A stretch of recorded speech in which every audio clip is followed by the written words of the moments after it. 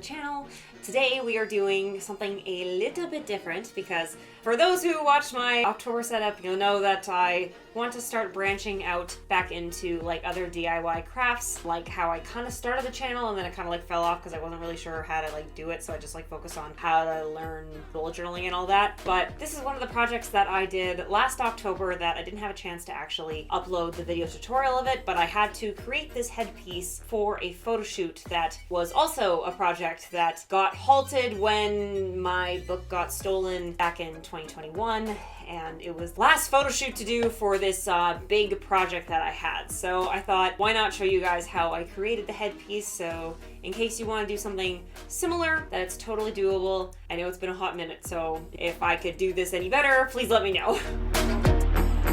As you can see, we start with headbands to basically like build the piece around. Now, I got these goodie headbands from Superstore. I don't remember off the top of my head how like cheap they were, but I couldn't find any other ones that had this kind of shape that weren't in a set of 3, so I still have 2 extra ones. So I grabbed some scrap ribbon from my drawers, and you can get these from Dollarama and Michaels, and I actually mixed the 2 together because I really needed to cover what the old fabric was. And instead of using hot glue, stick with fabric tack, because I actually have an old acquaintance that I did some photo shoots with back in 2018. She does make headpieces, way more elaborate ones than these. And when she first started, she used a lot of hot glue, and I noticed whenever I'd borrow some for a shoot, she'd use hot glue and stuff like this would happen, and it just didn't look very good. And you know, as you learn, I mean, again, she was novice at the time of doing it too, so I'm sure she's updated her stuff. But when I used fabric tack instead of hot glue, it was much easier to like manipulate the stuff that I needed to stick, and it basically like disappeared off of the fabric way better. So after I glued it down properly, I cut it down to size and followed how I saw the fabric on the original headband folding over. Now, admittedly, I should have given myself a little bit of extra room and then trimmed it off after I finished gluing it, but mistakes were made. It worked on some parts of the bit, but in the middle top part that's the thickest, you can see there's still a little bit of spacing there. But because I saw on the other headbands that I had not glued yet, there was like a band in the middle, I decided to pull some extra string that I had in my scrapbook collection to cover the ugly lines that fold over left.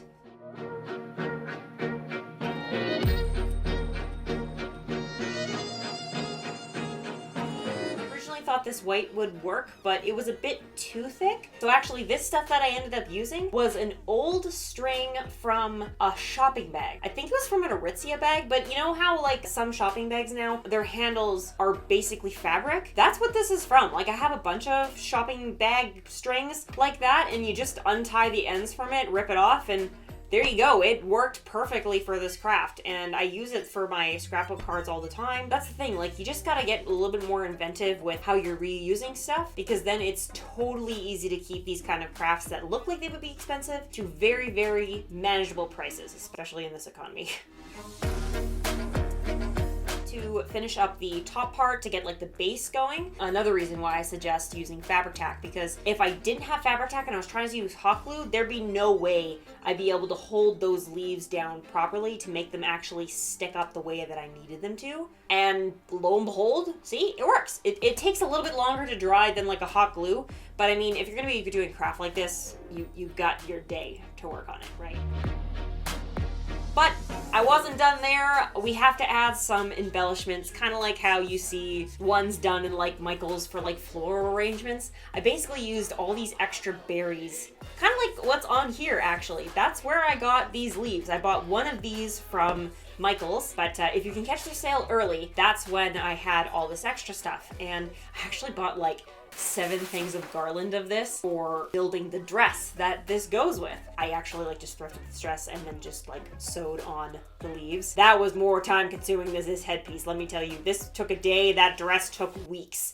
It is 11 o'clock at night and after weeks of laboring, I have finally finished the hem of this dress. Totally worth it. You'll see it at the end. Or did you see it at the beginning? I don't know how I'm gonna edit this yet. But yeah, you basically just like play around with where you want the berries to go. I bought extra floral bushes from Michael's as well, because on these things, you only have the berries that you can like detach. Just play around with it, but before gluing anything down, try to like play around with where the berries and stuff are gonna go. Once you have like a concrete decision on where you want them to go, that's when you should solidify them. But it was fun just to play with it. It was actually a lot easier to do the extra embellishments than manipulating the leaves to actually sit down properly, because sometimes the plastic on these things are quite tough.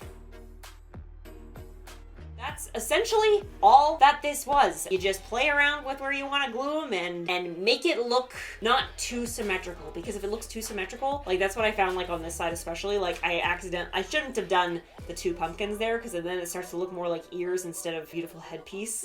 So on my photo shoot, I flipped the sides. But just to finish off the little bit of touches, even though I'm not selling this thing, you still want to make it look as good as possible. I used some of those scissors. It really helped trim up those pieces, and if you really want to go technical with it, I didn't because I was lazy, but if you really want to, at any fabric store, they will have a specific glue that actually holds together sprays. So if you do start doing things like this and you start selling them, I would suggest doing that kind of glue very end, just to make it have that professional touch at the end.